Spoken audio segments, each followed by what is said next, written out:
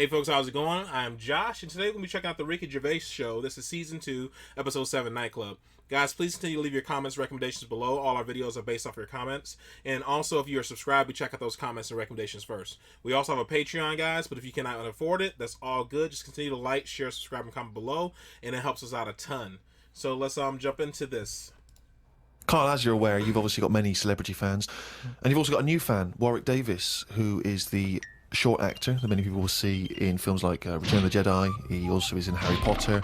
He's 3'6", and Ricky and I worked with him recently. And far from asking us about the many celebrity names that we've worked with, the only person he was interested in talking about, of course, Mr. K. Pilkington. He wanted to meet you, Karl. Yeah.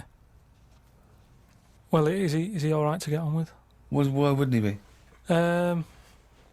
Just because sometimes when people aren't normal, it's just... Sorry?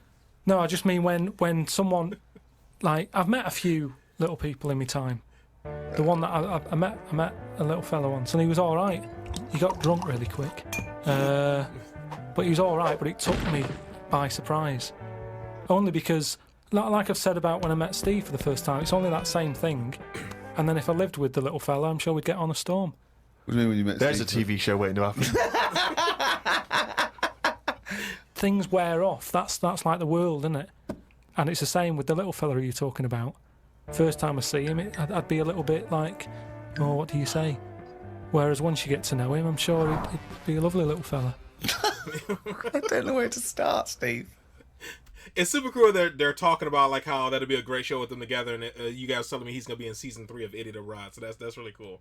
But Warwick asks, really, what are your thoughts on short people, particularly in entertainment? Because, of course, they've, throughout the ages, made an appearance, particularly in fiction. Tom Thumb, of course, the Oompa Loompas. What do I think of them? He's just wondering, I suppose, what your take is. They're all right.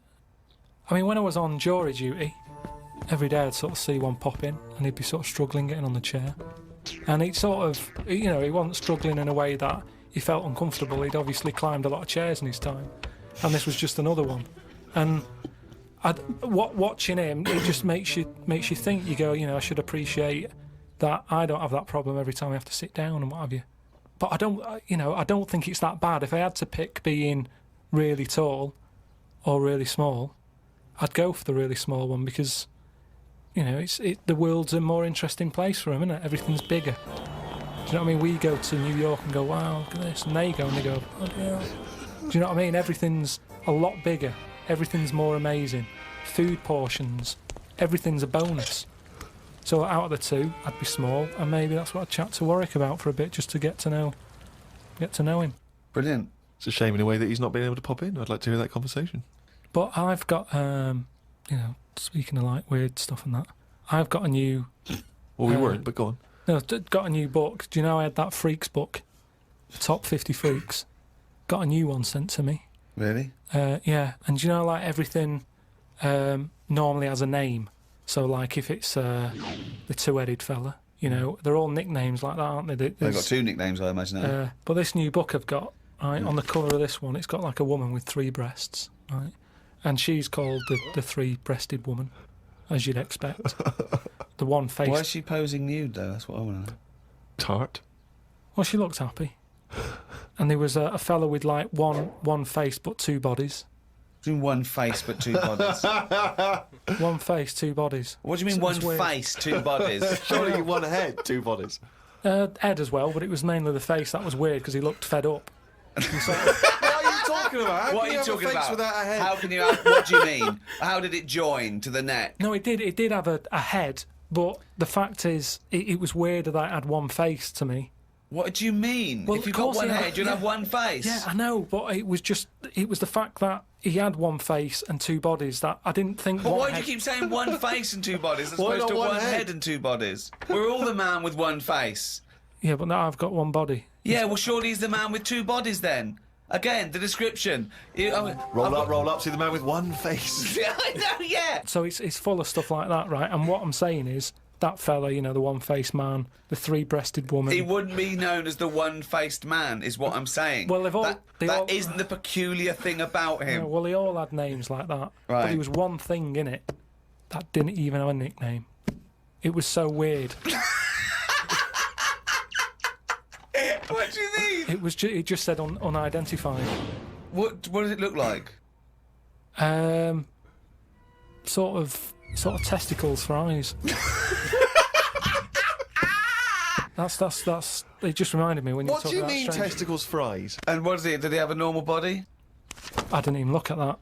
Oh, No, so that's what I'm saying though. You're attracted to the oddness of the thing, and that's what I was saying about Warren when he walks in. Warwick. You know, it'll be odd for a minute, and then I'm sure For him it will be. He'll get used to you. I've got my head round it a bit more, and the way that there's loads of people in the world, and yet you don't see people with like dangly eyes more often. It amazes me. But he's amazed by not seeing freaks. Yeah. It's incredible. He's walking down the street going, oh, everyone's got one head. That's weird. Suzanne, see any dangly eyes today? No, me neither. It's weird, isn't it? What's going on in the world? Went out the other night with the lads. You know, there's a few of us, you know, young, free and single.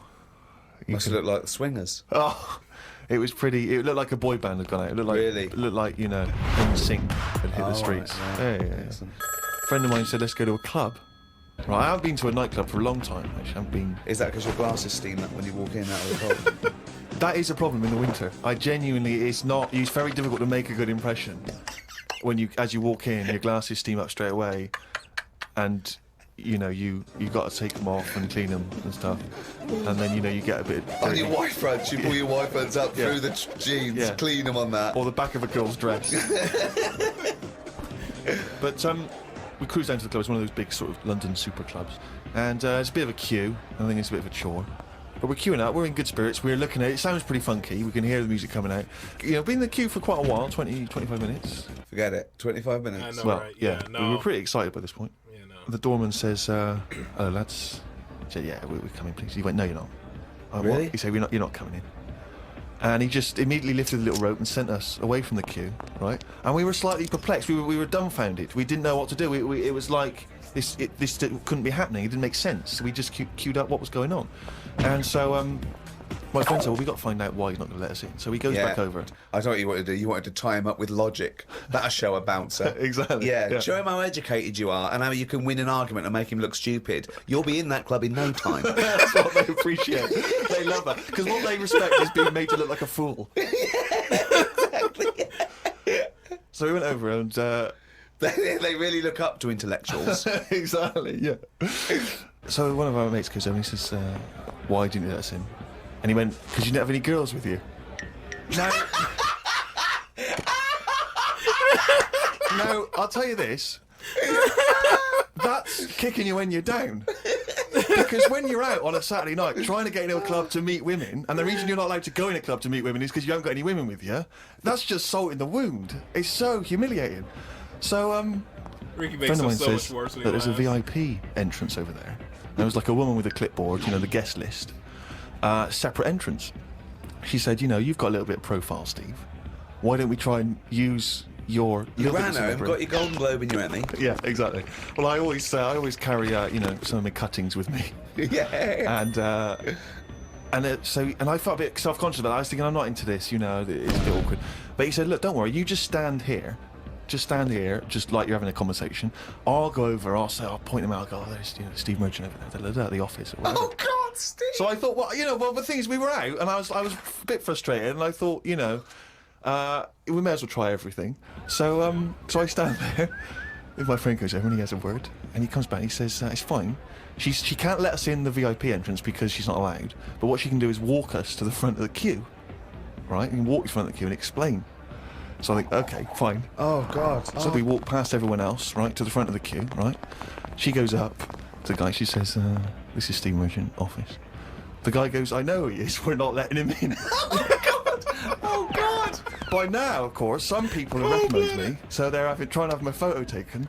So there's people inside the line that's being allowed in the club. I've got to lean across the rope to have my photo taken with them, even though I'm not allowed in the club. So they go, oh, all right, this is studio there, and the photo's taken, right, camera phones and that. They're going into the club where the music, the party's kicking off. I'm outside waiting for the next chump who wants to have his photo taken. I mean, it was mental. So That's unbelievable. I was furious, and then one guy, I remember he was chatting, and he goes, "Oh yeah, brilliant! I love the podcast and all that stuff. I love. Is Karl with you?" I said, "Oh, Karl's not out here." And his girlfriend, she went, "Who's that?" And he went, "Oh, it's just the emotion. He does the office. He does the thing." And she went, Who cares? Who are you, Bruce Forsyth?" And it's that thing when suddenly I'm being humiliated and embarrassed by someone's girlfriend. I never asked for that. I never asked for her opinion on me. I'm sorry if I don't impress you, if I'm not sufficiently famous for you, but it's not my fault. It's your girlfriend who brought it up. It was like I'd gone over to her and tried to show off, and she was annoyed. So by now I was just furious. Oh, so I God. thought, forget this. Well, I was walking down the street, and there's a group of builders sitting down having a cup of tea. One of them goes, "All right, Rick." I went, This "All story right, mate." fell over. The other one went, "Not as fat as on telly." I went, "Oh, thanks. Not as fat as on telly." So he went with, "Well, you are fat, but you look even fatter on telly." He didn't say, "Oh God, you don't look fat at all," or "Oh, you look big on telly, but you don't look fat." Just went with, "Not as fat as on telly." And there's nothing I could say, but cheers, mate. Now, when you said cheers, mate, did you say that because you were... Because I'd say cheers, mate, because I'd be a little bit scared of them. No, I I'd was be just worried about the it's like repercussions. sarcasm, and I laughed after. Yeah. So you can get away with sarcasm with working class blokes. I'm a little bit more secure with a working class male than you, aren't I? I'm terrified of them. I feel like they're going to turn on me at any minute. You don't feel confident sort of backing in a lorry driver? Terrified. Oh, right. Because okay. if I did, he'd probably lean out and just go and get your dad, mate. Yeah, not you. Fuck off, I'm not interested. Not you. Yeah. Oh, he's only gonna read it down.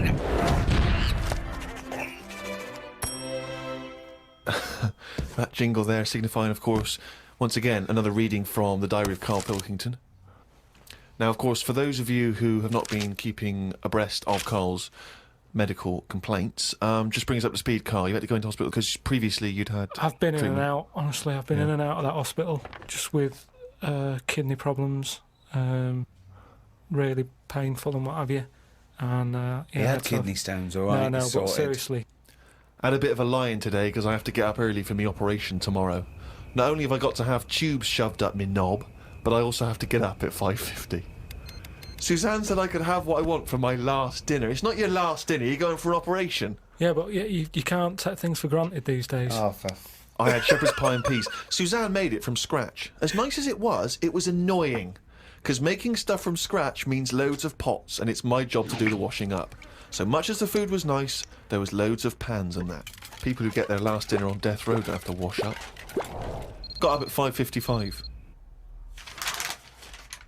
You were supposed to be getting up at 5:50 on the other page. You were 5 minutes late getting up. He's often late. Often late. Got to the hospital and had to wait in the waiting room. There was another 9 people in there waiting to be sorted. I got called in. They sat me on a bed and took all my details down. 5 minutes later, I'd been knocked out. I got woke up when they were ripping a pipe out of my throat. I felt more rough this time. The doctor came to see me and said he couldn't find a stone, so I must have passed it. I said, "Are you sure?" He said, "Yeah, we filled your kidney with water and expanded it, and there was no hiding place." I sat in the recovery room for an hour while they found me a bed. One of the fellows who was sat in the room with me this morning got wheeled in. They couldn't wake him up. All the nurses were laughing because he didn't want to wake up. I bet they were laughing at me when I was in the theatre. Someone told me they totally strip you when they're operating. I would have looked like the alien on the Boswell incident. Boswell! It's quite a nice analogy if it weren't for the fact that you said Boswell. It's The Roswell incident. Didn't sleep much through the night because there was a 60-year-old fella shouting at the nurse about his pillows. I don't think I slept through a full hour with one thing or another going on. My bed was next to the toilet, so I kept hearing the flush. How do they sleep in hospitals, though? They wake you up to give you fucking sleeping pills and things, don't they? How do you sleep in there? I don't know what it is. There's no air. There was an old fella across from me who kept breaking wind. He didn't even try and cover it. He was just of that age where he didn't care. Just like, that's what I do. I'm in the hospital, leave me alone. What do you mean? Just, I don't know what was wrong with him. I talked to him because at first I felt sorry for him. I was a little bit like, he's had no visitors. No one's calling him up, so I'll talk to him. But then he got that familiar with me that he'd just be doing it whilst I'm chatting to him. Just like he's my granddad or something. It's just like, oh, that's what he does. It's like, well, I'm ill as well. Stop doing that. Honestly, unbelievable. He didn't even try and cover it with a cough. It was just like, that's... With a cough? How would you cover a cough? just non-stop. Got home and sat down. My pains are coming back, but the doctor said this would happen, that my insides are still in shock, so I need to take it easy. It's 9 o'clock. I'm in agony. I can't do the diary for the rest of the day. Jesus. So you may as well just tell us then what happened. Suzanne just got frustrated with me because I was rolling about on the floor and she was trying to watch Arthur, right? 'Cause that was on the other night. I thought it was when you lodger. So, And she said, look, if you're in pain, do something. She said, you know... you went and got a cold plate. Yeah. No, use an ashtray. Plates are for liver damage. Got in a taxi. He filled up on the way, which was annoying. He didn't. That He is did. cheeky. That really... I mean, he could On see the us way in to the pain. hospital. So, Because he's not an ambulance driver. so anyway, he gets us there and he doesn't charge us, which was pretty decent. Oh, that's all right, yeah. So this gay fella came through. How And, do you know he was gay? just the way he was. I'm not having a go. He was a good fella. Do you know what I mean? A He- doctor, you mean? No, he was he was a nurse. Right. And he came through and just sort of went, oh, how are you? And I was like, oh, I've had better days.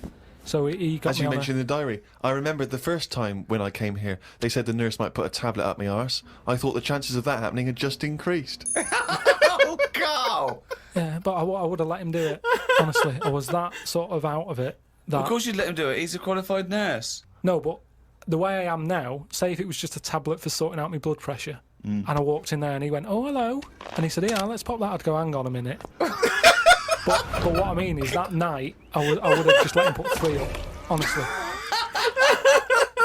It's just weird, isn't it, how your body just goes, let them get on with it, and you trust anyone, don't you? When you're in that much pain and you need And help. they're a qualified nurse, yes. Karl, of course, has written a poem about the experience entitled My Ward. All I've done here, I've been through I don't know what the word is, a bad experience. Trauma. A trauma, yeah, I've been through a load of trauma. So I'm just finishing it off with a little sort of picture for people. Go on then. Me, a Chinese fella, and an old bloke who looked like Mr. Burns from The Simpsons. Don't know what was wrong with him, but breaking wind was the symptoms. No one visited him or called him. He seemed quite lost to me.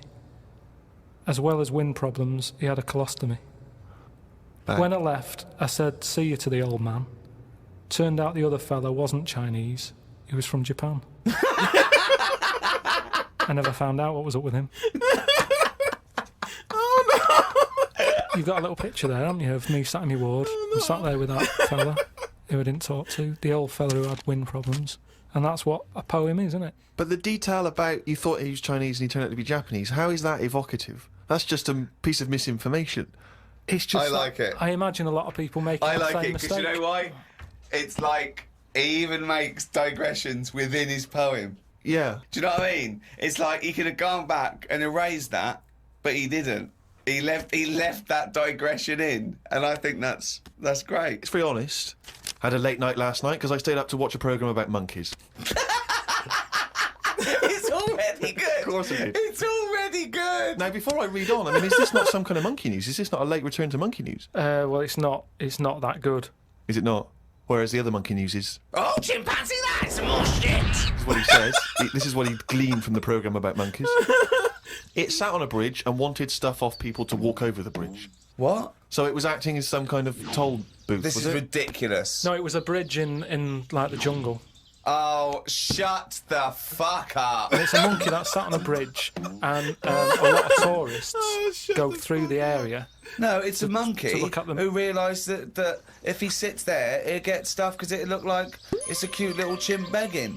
No, but every time. Yeah, because you give a monkey, you give it. Oh, I'm as bad as him now. If you give a chimpanzee a banana, and he starts realising that humans have things to give. Yeah, but it's all squirrels sorts of learn stuff. that. If you don't go, you wouldn't say, went to the park. The squirrels waiting at the gate. You have to give them a toll to go in. They're only going to give them nuts. They come up to you every time.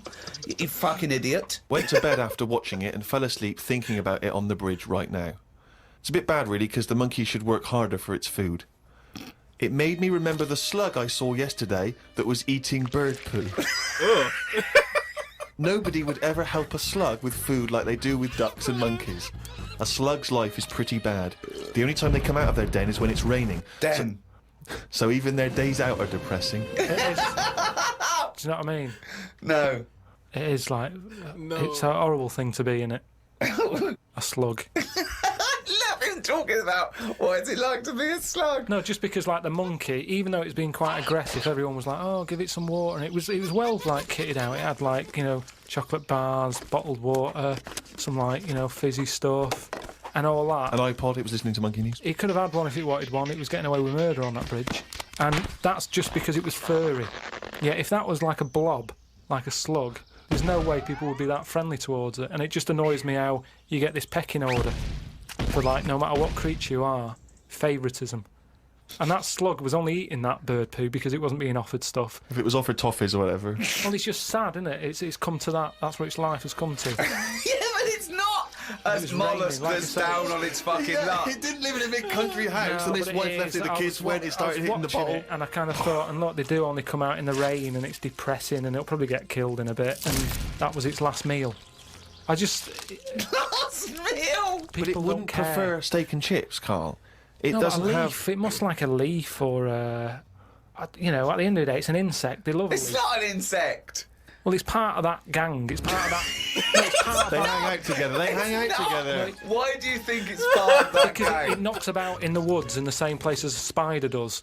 But what I'm saying is they're eating boring stuff because that is what's It's in not their boring area. stuff to them. They're not. I have no opinion of it at all. They take in sustenance. No, but where you are is what you eat. When I'm in London, I'll have beans on toast for lunch. On holiday, what? Tapas? Go on, I'll have a bit. So it's whatever you eat, what's in that area. Suzanne went off to work and I went to the shop to buy some envelopes. The shop was empty, but the fella behind the counter was on the phone and just kept talking even though he could see I was waiting. I started to count backwards from 20. When I got to 6, he hung up and served me. I won't use the shop again. Question, why count backwards from 20? So he's thinking, what's going to happen at 1? If I start counting from 1, he's going, well, let him carry on. What, out loud?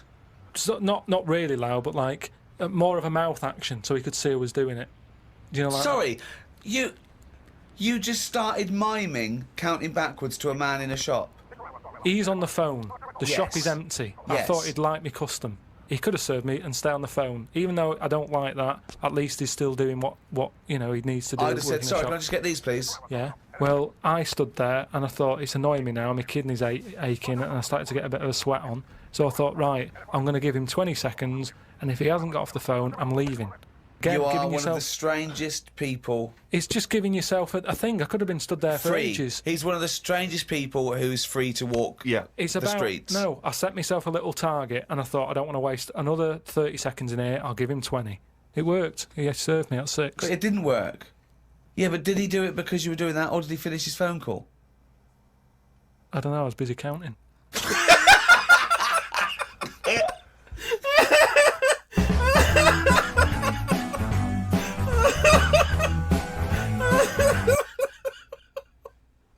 Oh Jesus!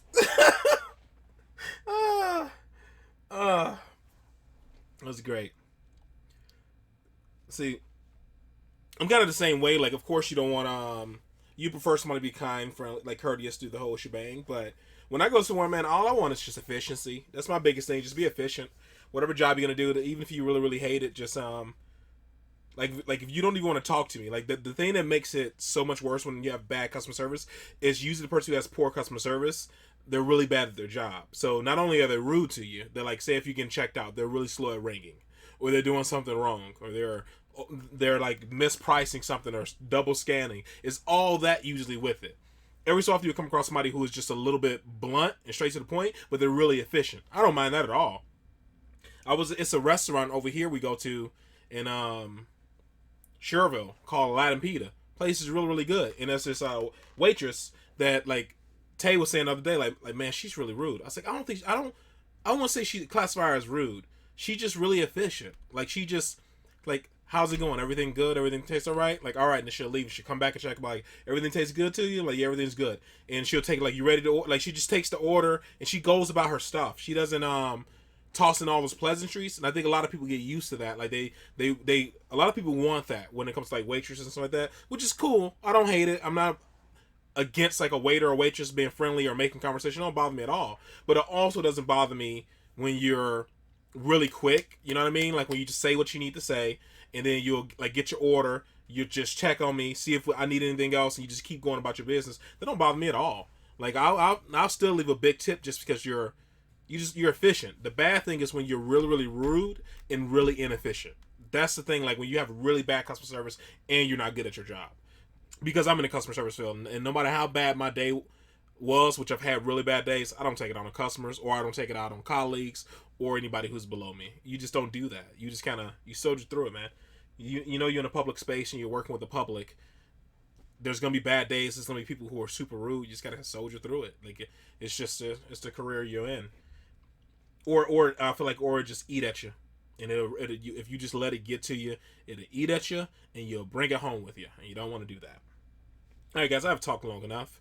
I appreciate you guys watching. Thank you guys. Thank you all my patrons. Thank you everybody who just watches, and like, share, and subscribe. All the good stuff. Hopefully you guys are happy, safe, and healthy. And I'll see you in the next one. Later.